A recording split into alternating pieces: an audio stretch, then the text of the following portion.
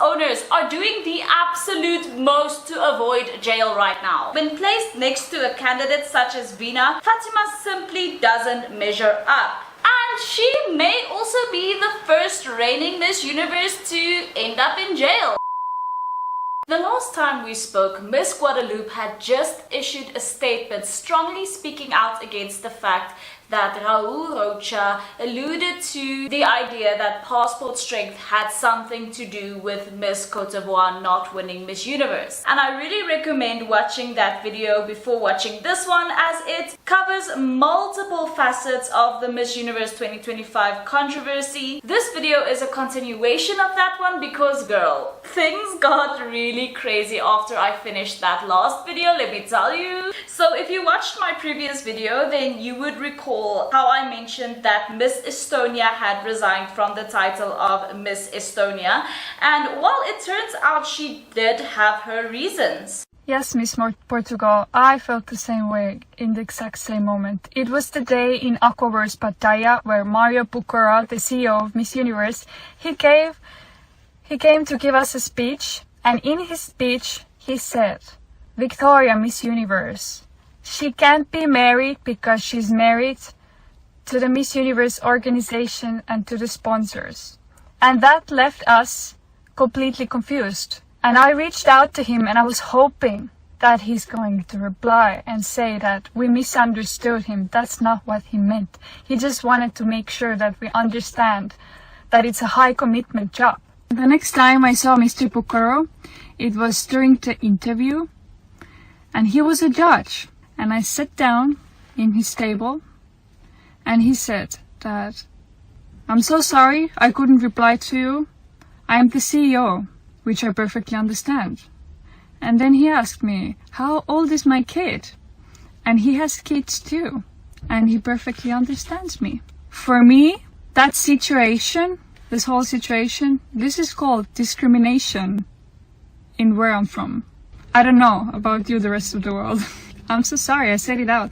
And I have no proof because it was a closed-door interview.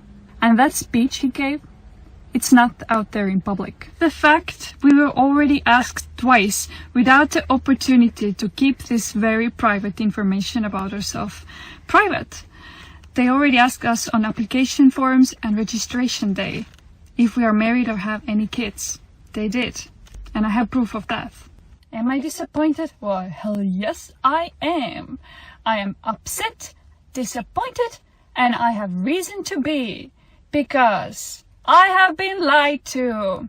I did all this hard work and prepared, and I go there and I see that they were lying to us. That's a lie, and that's wrong. How can I tolerate this kind of discrimination as someone who advocates for equality? How? That would be the biggest hypocrisy ever. Woman empowerment, my bum. Prior to Miss Estonia, or the former Miss Estonia, I should say, since the Miss Universe Estonia organizations are being assholes about it, prior to her making this video, Miss Portugal also issued a lengthy statement covering her experience at Miss Universe this year. And I feel like I need to add the fact that Miss Portugal was one of the most robbed candidates at Miss Universe 2025. Like, she was robbed of a top 30 placement for sure. And I just really wanted to highlight and touch on a few points in her statement. According to Miss Portugal, her conduct during the entirety of Miss Universe was nothing short of exemplary. She was punctual, well prepared, and obedient to the authority at all times. And I think she mentions this because usually when a contestant is a standout and does well on stage and does well in the public eye and things like that, when that contestant doesn't place on finals, the explanation for this is usually something along the lines of, well, she was great in front of the camera, but what was going on behind the scenes, her conduct and the way she was behaving must have been really amiss behind the scenes. But in this statement, Miss Portugal does make a point of setting the record straight right away. It seems that the reason for her exclusion from the top 30 may likely have been the fact that she is a mother and a wife. Both she and Miss Estonia claim that a speech was given by the CEO of Miss Universe wherein it was allegedly said that the reigning Miss Universe at the time, Victoria Telvig, did not have a partner because she was committed to the title. And for me, this would just be an abominable thing to say, because Miss Universe had for years now been opening their doors to mothers and wives. And Chidima Adesina, who was the first runner-up at Miss Universe 2024 representing Nigeria, commented on Miss Portugal's statement that she was told that she wouldn't have placed that high if they knew that she was a mother. And honestly, all of this just instantly took me back to that infamous meeting video. You know, not grandma yet, no? Trans women. Yeah, women with husband. Divorced women. Now Women you with change kids. the limit age. Now Yes. I was able to participate. Yeah. You can. You can come back again. It's a strategic communication actually, because you understand. You would understand it very well if right now would not be able to do it. They can compete, but they can. We also want to have girls that like fashion, even though we know maybe they can compete, but they cannot win. People will talk about that. The audience That's will what you be wanted to talk included. about. And identify themselves with the content. You already know who's the winner is anyway. But we have to control the In order to voting. sell the products. We have to check the voting because maybe the people vote for the big Oh, size. yes. And yes, so we have All to this control is that. all the marketing is the strategy behind the product sales. It's all connected. All connected. That's All connected for money. And speaking of Miss Anne, who is a 50% stakeholder in Miss Universe, we know from the last video that Miss Ma'am has a warrant out for her arrest in Thailand and could be hiding out in Mexico because nobody has heard of Miss Gurl in forever, and we know that she used to love the spotlight. Anyway, she isn't the only 50% Miss Universe owner who is having problems with the law right now. The main villain of Miss Universe 2025 himself, Raul Rocha, is in serious trouble. The man has been placed in witness protection and is cooperating with authorities in order to avoid getting his butt cheeks put in jail.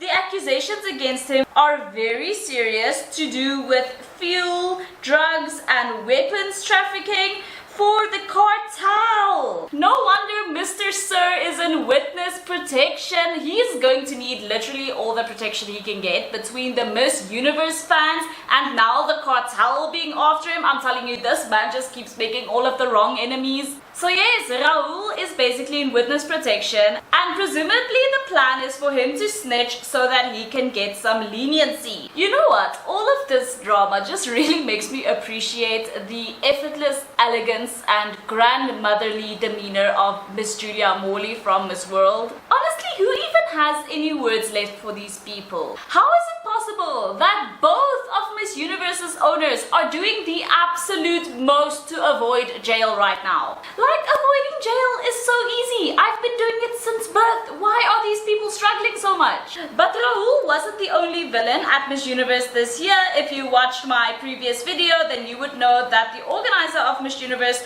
this year, Nawat, was also not on his absolute best behavior. And let me tell you, the host of Miss Universe this year, Steve Byrne, has dropped some serious tea about Nawat. Hi, my name is Steve Byrne, and I was your host for the 2025 Miss Universe final. Glad to do it, but I made a preceding video dealing with all the scandal associated with Miss Universe 2025, and I'll let you know, I personally had my own scandal, and I wasn't going to share it, but due to the the overwhelming amount of everything going on, I thought I'd share my own personal story with you. So, in the weeks leading up to Miss Universe, I wrote a ton of jokes for this, and I took it very seriously. I wrote a ton of jokes for it. I was very proud of the jokes I wrote.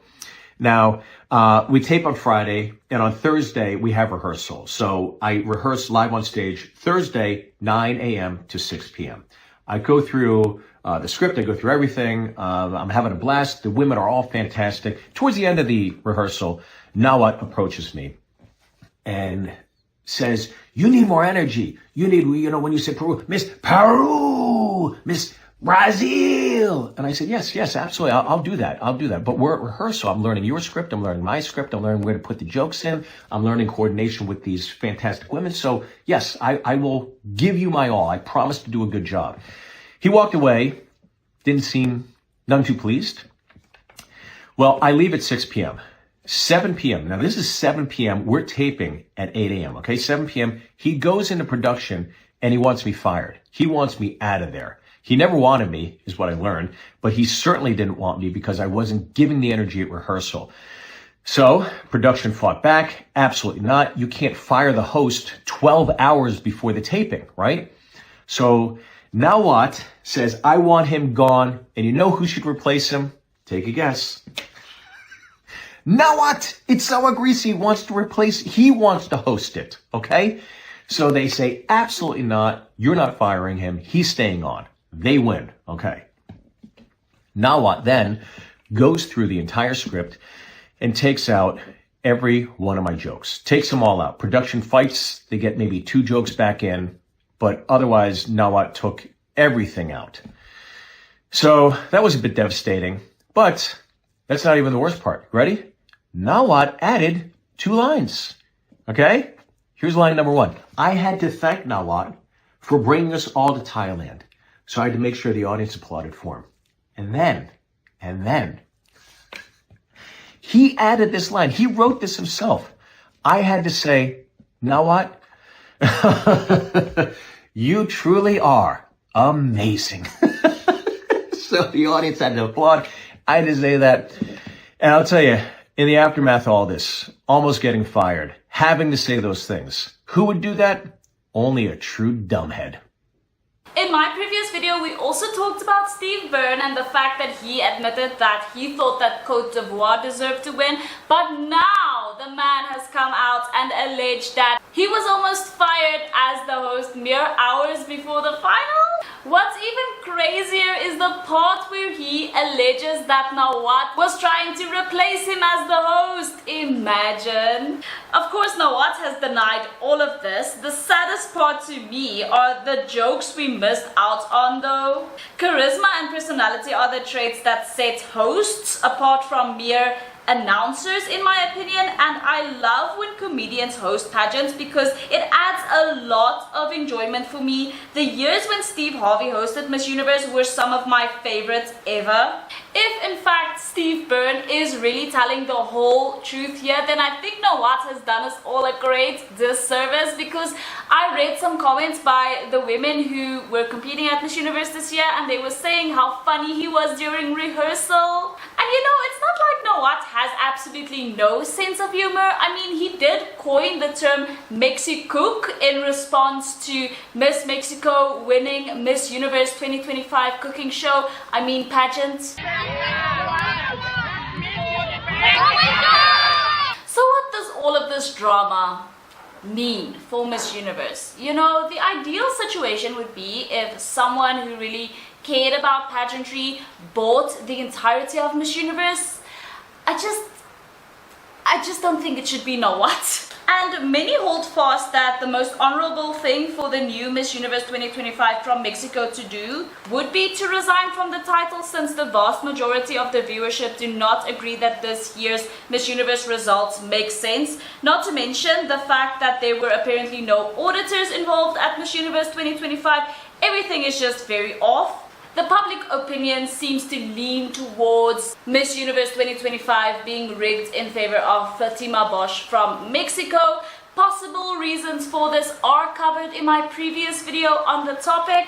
And it really doesn't help that next to Miss Universe Thailand, Veena Singh, who was the first runner-up at Miss Universe this year, the officially crowned Miss Universe 2025 looks rather unrefined. As was the case on the Miss Universe stage on November 21st, when placed next to a candidate such as Veena, who was in the top 5 also, Fatima simply doesn't measure up. And she may also be the first reigning Miss Universe to end up in jail, since Nawat has filed a criminal complaint against her for what he perceives to be defamation. I'm sure I don't have to go over the whole drama between Fatima and Nawat again, as I have covered it ad nauseum, but TLDR, he was reprimanding her in very broken English. She thought he called her dumb and told the media as much. He claimed that he didn't call her dumb and that she misinterpreted the word damage for dumbhead. The result, Nawat has filed a criminal complaint against her for defamation. And it's just so funny because the word defamation means the act of damaging the good reputation of someone, and some might argue that Nawat had no such thing to begin with. And at this point I feel the need to explain the difference between a criminal complaint and a lawsuit.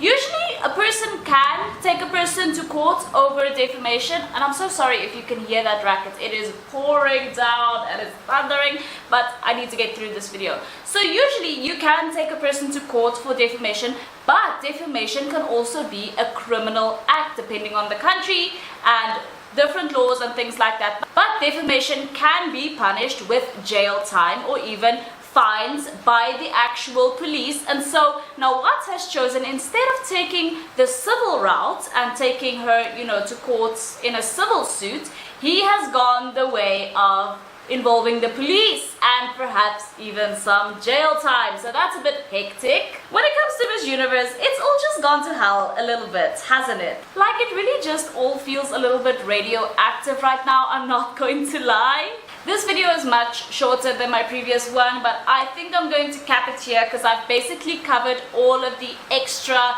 straggling news that's come out since Miss Universe has finished. I think pretty much by now everybody should be moving on to something else.